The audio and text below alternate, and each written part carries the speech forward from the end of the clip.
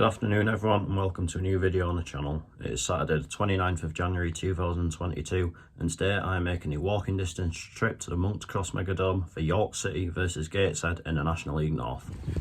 So as is the case on weekends anyway, here I'm in York, hence no travel montage. Going into this game, York are currently 14th in the National League North table, or we're still top. They've had a bit of a disaster of a week, to be honest, York. Losing 3-0 at Kidderminster last weekend, which maybe isn't overly surprising given that Kidderminster are a decent team, but then in midweek they lost 3-0 at home to Bradford Park Avenue, which to be honest was very surprising. I think they probably would have been expected to win that, but I think they'll go into this with a point to prove today. I think it'll be an extremely difficult game for us. Obviously we're looking to win for the 5th time in a row. Seeing last night Macaulay Langstaff signed an extended deal, as did Kedwin Scott. Obviously Langstaff was well, basically all thought it was away on Thursday night when Filed released that teaser video on Twitter, but thankfully it wasn't him. Obviously him and Harry Davis have the exact same arms, so maybe a DNA test needed there. But hopefully it'll be a good game this afternoon, good atmosphere. I think we're bringing a fair few down, which is good to see. I know obviously one or two travel plans might have been a bit disrupted this morning because of the wind and that. But anyway, let's head down to the Monks Cross Megadome and find out how it all unfolds. So York are out to warm up, but no sign of anyone whatsoever from Gateshead. So quick update, the referees are now out to warm up. A couple of our coaching team laying the cones and that, but still no team out. It'll be interesting to see if this game actually starts on time. Right, so after a hefty delay, here come Gateshead.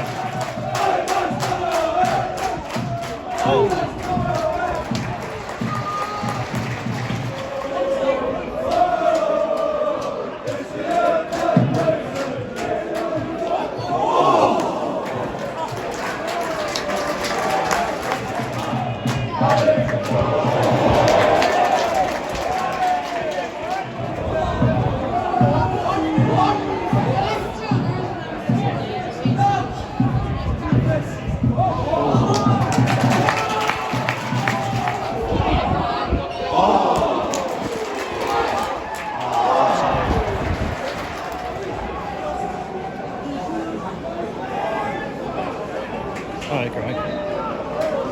Pick up all of them.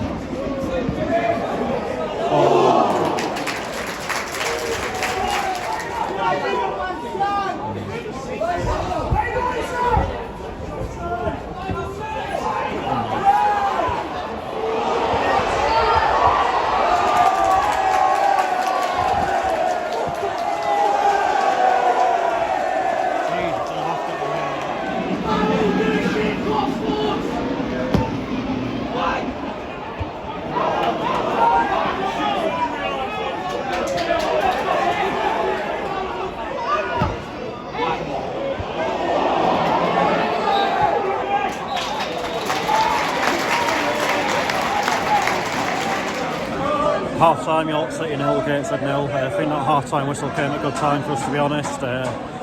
So we started the half the better team, but as it sort of went on, York sort of came more into it and finished it the stronger. It's finally going so far. Be a very interesting second half indeed. Fingers crossed we can find our rhythm again and go on and get a goal.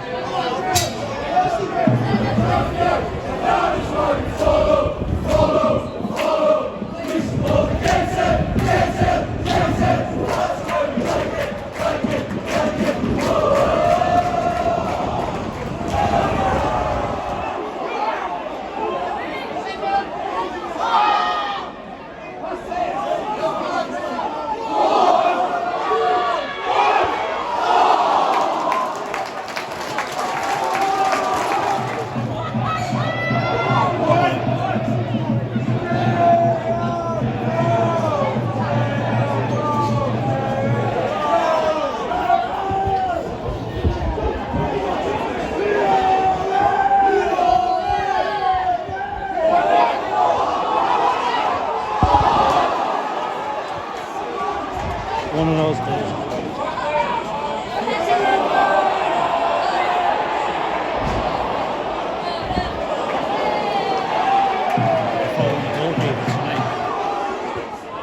Oh! Yes! Come on! Get in! Come on! Oh, what's he's on the pitch? Get in! Come on! Get in! Right, we can go again. Come on! Go back in.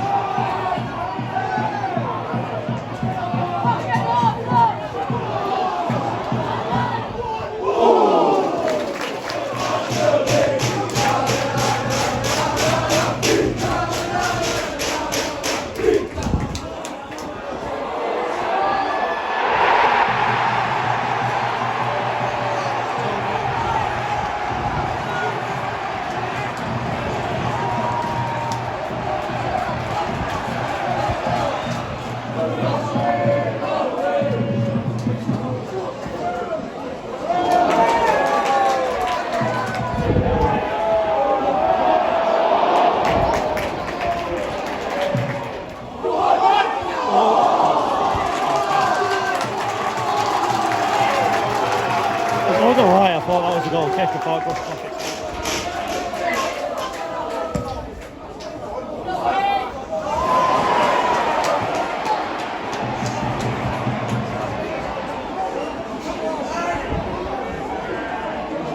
Should get the added time any second now.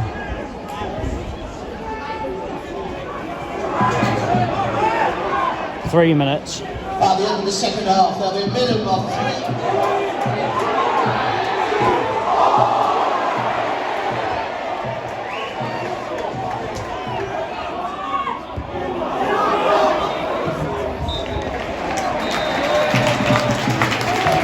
Probably a fair result in my opinion.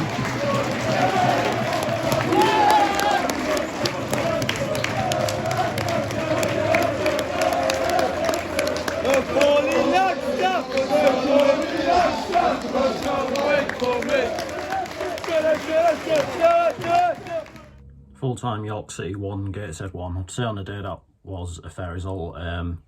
Thing is with York, when they want to be, they can be a decent side that works hard, and I think that's, from the outside looking in, that's probably what really frustrates York fans, because obviously they got absolutely taken apart without any fight the other night, it seems, against Bradford Park Henry, but today they really matched us, and that game could have gone either way quite easily. I think, as I sort of said at half-time, now half-time is only brief, because to be honest with you, that is by an absolute landslide the worst away end I've ever been in watching Gateshead. I mean, that concourse is just ridiculously claustrophobic, and the thing is as well, they've got the room outside the ground, so maybe extend it and maybe ease the congestion a little bit.